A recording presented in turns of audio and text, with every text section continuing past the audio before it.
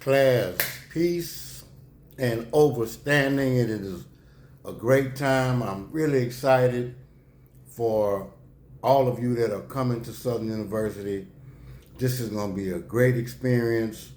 You're going to learn a lot. We getting, trying to fine tune everything. Some students have some issues. We typically experience those bumps early on in the semester trying to get things going, but gradually and step by step, it will get right. Number one, first of all, I want to say that any student that has attempted to receive the bonus points that I administered, I want you to go back because it's kind of difficult with your code names and usernames. I would like for you to just post, subscribe your name and your class time. This will make it very easy for me to give you your points and you can stay in the loop. Okay? That's one of the main things that's concerned. Some other students have been contacting me, emailing their assignments with Professor Johnson. I've attempted to turn my assignment in and Moodle won't let me upload it.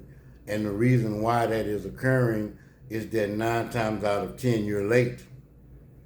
If you look at Moodle and see the assignment, there's a time.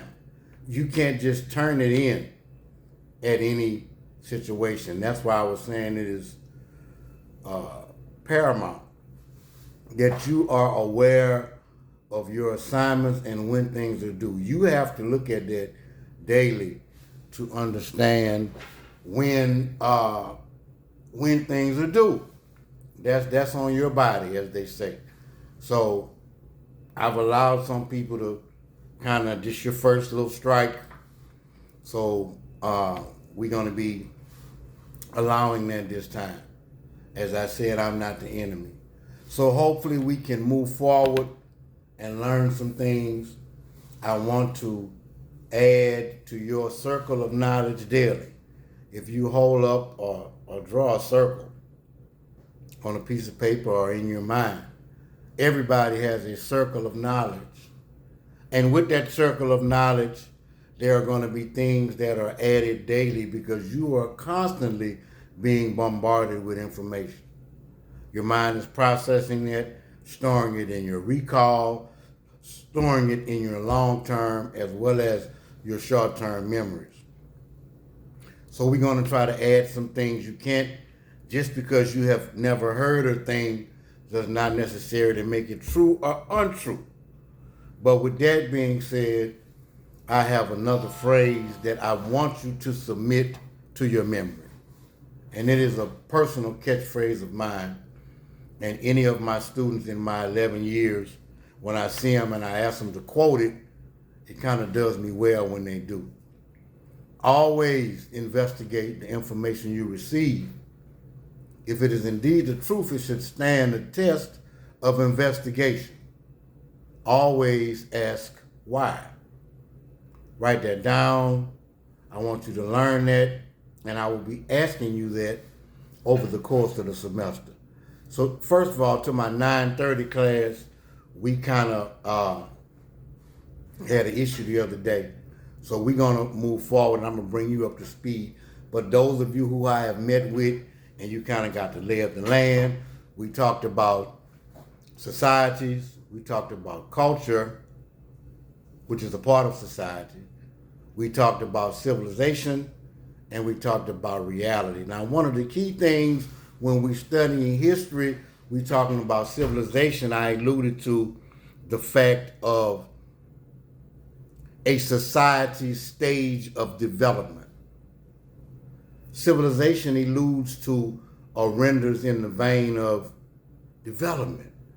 Some societies are higher evolved than others for various reasons.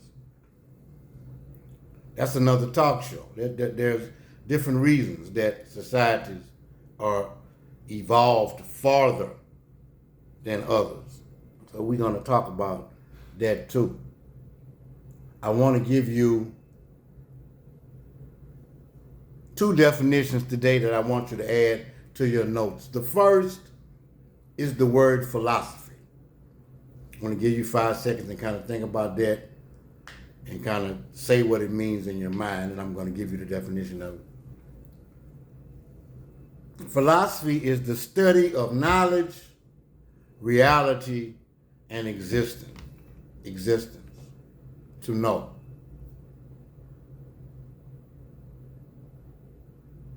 Okay, that's important. And I told my other class, and I want to give you guys, it's repetitive, but some of you don't have it. The word historia is a Latin word that means to investigate, and that is the root word of history. So as we go down the annals and pages of time, we will ascertain that history means to investigate. And as a historian, we research, we analyze, and then we interpret. It's almost just like lawyers. Things that were once believed over time, when new information, when new philosophies, when new ways of knowing arrived that superseded the former thinking, then we move forward. A lover of knowledge. So history, we are going to be investigating. We're going to be going through the annals of time and understanding chronologically how things survived, how they got to the area of development in their society. One of my major strong areas that I love to discuss often, and when we get there, we're going to go into it.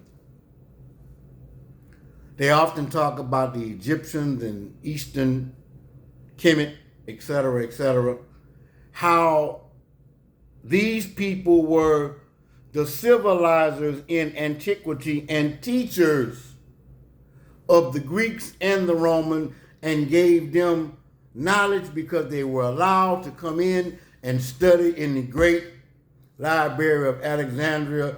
Plato, Aristotle, Socrates, Herodotus, all these people were allowed to come in and freely study and receive information freely. We taught them, and then they took it back to their particular area, and the Greeks and Romans are notorious for plagiarism.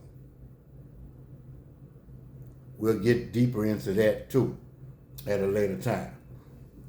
Philosophy, the study of knowledge, to know. I want you to be aware and be able to develop your philosophy and be able to approach and attack and be able to verify everything you say by evidence. That's important.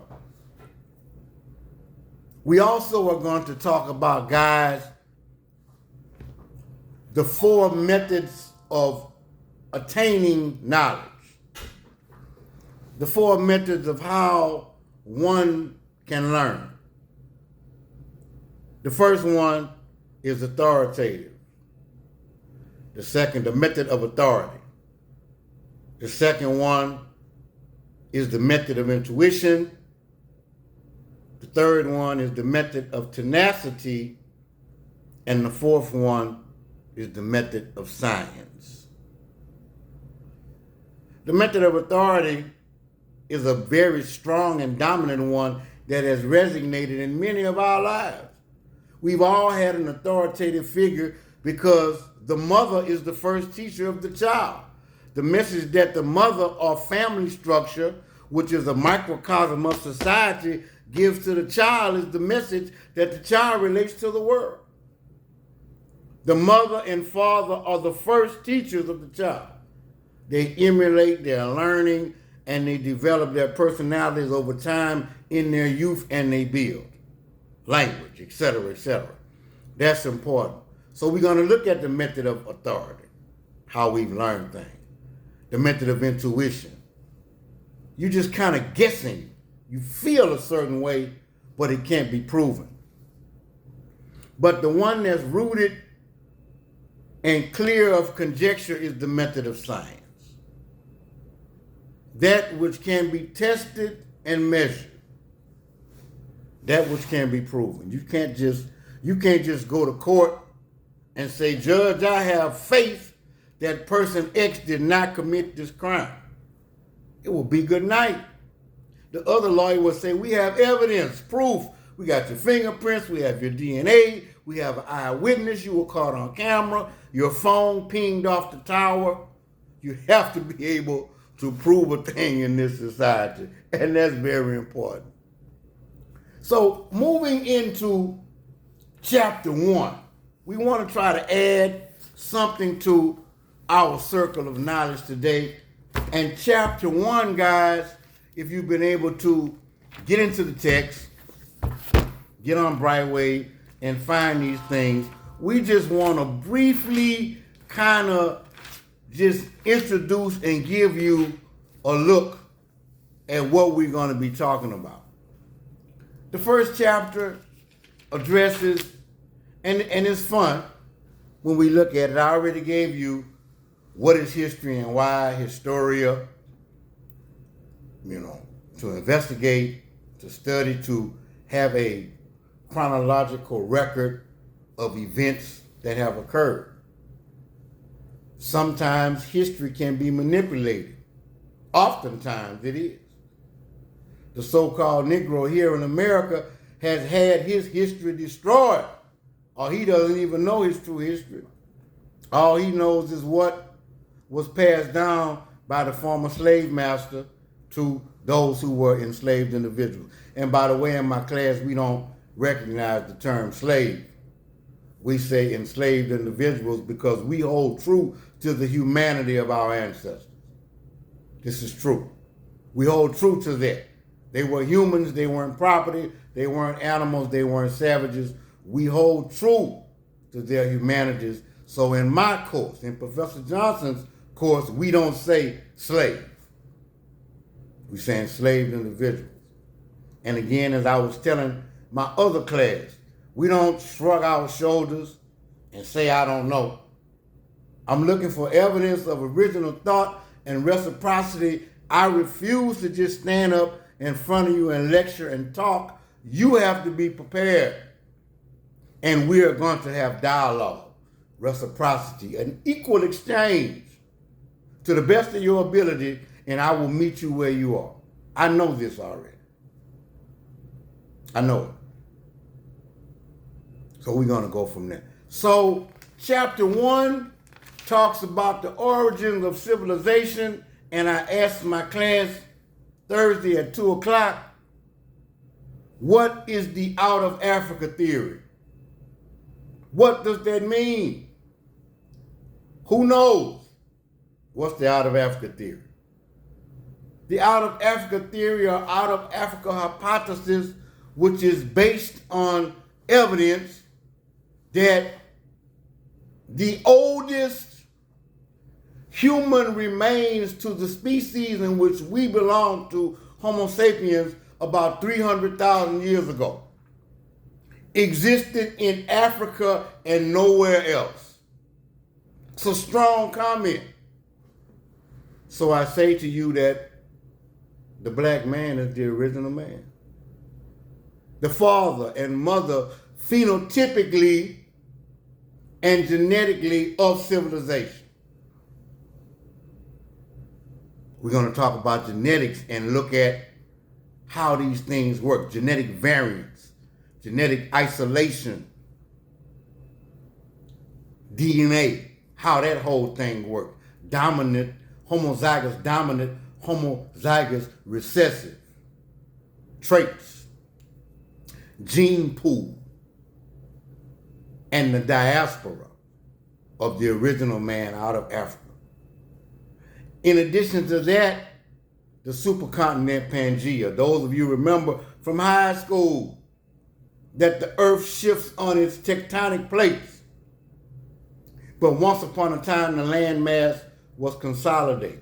If you look at a globe, it kind of looks like a puzzle. The earth is 3/4 water. That's right. So the earth is more water than land. But when the supercontinent Pangea existed, there was diaspora, meaning to disperse or walk away. So you look at climate changes, ice ages, people migrating to different areas, the earth shifting, the water being frozen, and different genetic gene pools walking and going to different parts of the earth, remaining there to populate it. That's called genetic isolation. So you have one particular set of genes, okay, that are being recycled and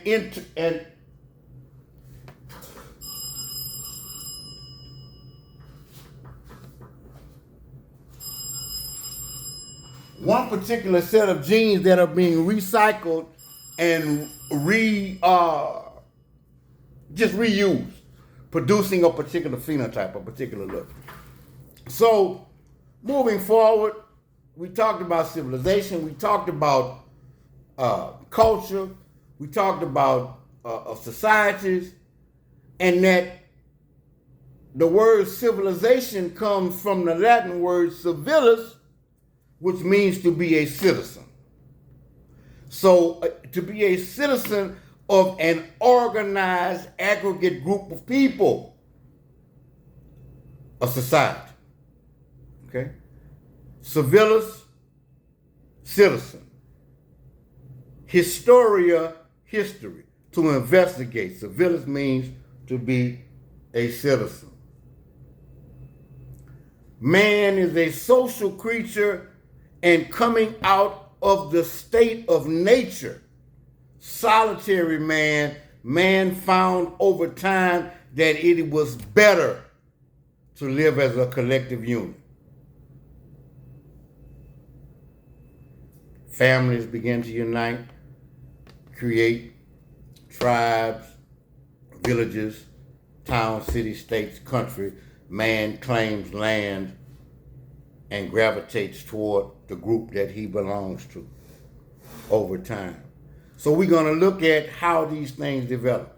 There are two ages I want you to know about from the textbook, Paleolithic and Neolithic. The Old Stone Age and the New Stone Age, which is depicted by various characteristics of the use of stone tools. There are certain characteristics that go with both of those time periods. Hunter-gatherers, nomads. You should know these terms from high school. I would expect you to know that. Typically, water and the advent of fire helped create a very strong base for society. So we're going to get into more of that. I'm going to give you a listing of the evolution of handwriting, languages, and some of the early first established societies. We're going to talk about those in depth, and I want you to begin to read in the chapter. And guys, we are going to have a monumental time because we are going to look at religion. How did religion evolve? What is the purpose of religion? And I told my other class, I said, the best way to know a people is to know what they believe. I gave the example of the Mayans and the Incans who believed in ritual sacrifice, the cutting of a heart, because they asserted that this would ensure crops and keep them out of warfare. But we now know that has nothing to do with if your crops grow. Cutting out someone's heart has nothing to do with the natural phenomenon of that. You can pray until you bleed, tears of blood. That's not going to stop a hurricane from coming in the Gulf because we know how hurricanes come. Convections of winds, hot water, blah, blah, blah. All that comes together in the Gulf and creates a hurricane. It has nothing to do with a prayer. It has nothing to do with cutting someone's heart out or any kind of sacrifice. That's called natural phenomenon. And there is a natural order to things, and we will look at all of this. We're going to have an excellent time this semester. I just wanted to introduce and break the ice. Those of you that I hadn't met yet for whatever reason. Those of you that are with me, we're going to keep it moving. I just wanted to introduce this video today, and I will definitely see you guys tomorrow, Thursday. Enjoy Pretty Wednesday on the campus. Again, welcome to Southern University. Go Jags. And always investigate the information you receive. If it is indeed the truth, it will and shall stand the test of investigation. Always ask why. Peace.